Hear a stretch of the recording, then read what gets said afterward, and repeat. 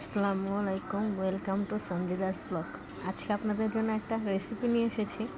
এটা হচ্ছে আমি মাটির হাঁড়িতে তেল ছাড়া মাছের তেল দিয়েই হচ্ছে তরকারিটা রান্না করব। আপনারা দেখতে পেয়েছেন এটা মাটির হাঁড়ি। আমি হালকা আছে একটুখানি রেখে দিয়েছিলাম চুলার মধ্যে। তারপরে হচ্ছে যে এখানে পেঁয়াজ, রসুন, আস্ত রসুন আর হচ্ছে 3টা কাঁচামরিচ দিয়েছি। তারপরে এই যে নেড়ে চেড়ে নিচ্ছি একটু। এই যে দেখতে পাচ্ছেন এটা হচ্ছে পাঙ্গাস মাছের তেল। আমি এছাড়া আর একটা ফোঁটাও কোনো তেল ব্যবহার করব না এখানে। তেল ছাড়াই রান্নাটা হবে, দেখতে থাকেন। আর এই যে আস্তে আস্তে করে তেলটা আস্তে আস্তে করে গলে যাবে। গলে যাওয়ার পরে হচ্ছে দেখবেন অনেক তেল হয়ে যাবে। আর আমার এই ব্লগটা যদি আপনাদের একটুকু ভালো লেগে থাকে, অবশ্যই আমার এই রেসিপিটাও যদি আপনাদের ভালো লেগে থাকে তাহলে অবশ্যই বাসায় ট্রাই করবেন এবং আমার চ্যানেলটা অবশ্যই আপনারা সাবস্ক্রাইব করে লাইক, কমেন্ট, শেয়ার করবেন।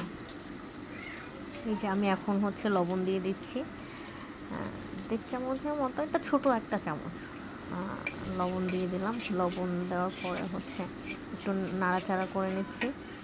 একটু নাড়াচাড়া করে নেওয়ার পরে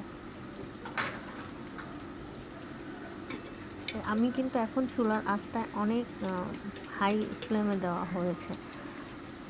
এখন এই যে হালকা একটু হলুদ দিয়ে দিচ্ছি। হলুদটা দিয়েও নাড়াচাড়া করে নিলাম। আর একটু মনে হচ্ছে আরেকটু লাগবে, হলুদ গুঁড়া লাগবে, এই জন্য আমি হলুদ গুঁড়াটা দিয়ে নিচ্ছি।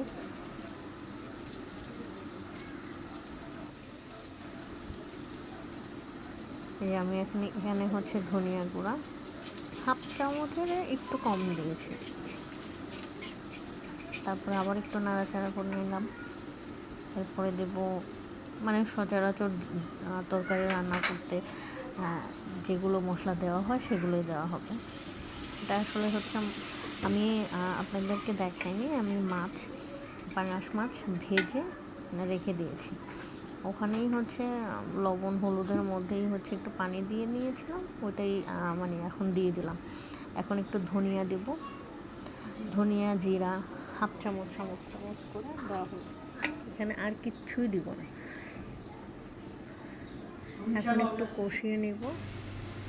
এই যে দেখুন, এখন আমি এই যে সবজিগুলো কেটে নিয়েছিলাম, এখানে হচ্ছে আলু, পটল, বরবটি, এটা সবগুলো একসাথে দিয়ে দেওয়ার পর হচ্ছে মিক্স করে নেব।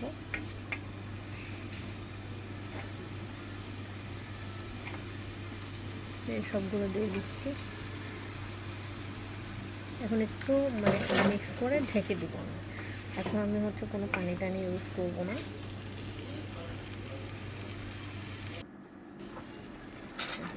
মিক্স করে নেওয়ার পরে এই যে দেখতে পাচ্ছেন আমি কিন্তু মিক্স করে নিচ্ছি, কোনো পানি দিইনি। এখন ওই যে ভাজা পাঙাশ মাছ দিয়ে দিলাম। 3 পিস পাঙাশ মাছ দিয়ে আমি এই সবজিটা রান্না করছি, দিয়ে দিচ্ছি। আমার কড়াইতে কিন্তু তেল আছে, এই যে এখানেও কিন্তু আমি কোনো তেল ইউজ করিনি, হালকা একটু তেল দিয়েছিলাম, ওটা দিয়েই হচ্ছে মাছটা ভাজি করে নিয়েছি। ঝোলের জন্য গরম পানি, এই যে এখন কিন্তু মিক্স করার পরে এই যে এটা কিন্তু গরম পানি, আমি সব কিছুই হচ্ছে গরম পানি দিয়ে রান্না করা হয়। এটা গরম পানি দিয়ে দিলাম, পরিমাণ মতো আসলে ঝোল দেওয়া হয়েছে। এখানে কোনো শুকনো মরিচের ঝাল, এই যে দেখতে পাচ্ছেন বলক চলে আসছে। আমি মাঝখানে হচ্ছে নাড়াচাড়া করে নিয়েছিলাম, পরে মনে হচ্ছে যে একটু ঝোল কম হয়েছে, এই জন্য হচ্ছে আবার একটু গরম পানি দিয়ে নিয়েছি। এখন ঢেকে দেব, ঢেকে হাইস্ট 2-3 মিনিটে মানে করব। আর যদি মনে হয় যে হচ্ছে নাড়া দিতে হবে তাহলে আমি নাড়া দিব খুলে। মাটির হাঁড়িতে একটা রান্নার সুবিধা, এই যে দেখতে পাচ্ছেন আমার রান্নাটা কিন্তু প্রায় শেষ। মনে হচ্ছে যে একদম সাদামাটা, আসলে অ্যাকচুয়াল কালারটা আসছে না। আর আমরা কাঁচামরিচেরই তরকারি খাই। আর কেমন হয়েছে অবশ্যই জানাবেন, আর বাসায় অবশ্যই আমার এরকম করে ট্রাই করে দেখবেন যে তরকারিটা কেমন হয়েছে। কেমন মাটির হয়েছে হাঁড়িতে জানাবেন। আমি বাট ইদানিং এখানে চিন্তা করছি যে একদম মাটির হাঁড়িতে রান্না করব। সাদা মাত্রা আসছে, আপনারা সবাই আসলে সাদা ভালো মাত্রা না, থাকবেন, একটু সুস্থ ইয়েলো কালার। থাকবেন।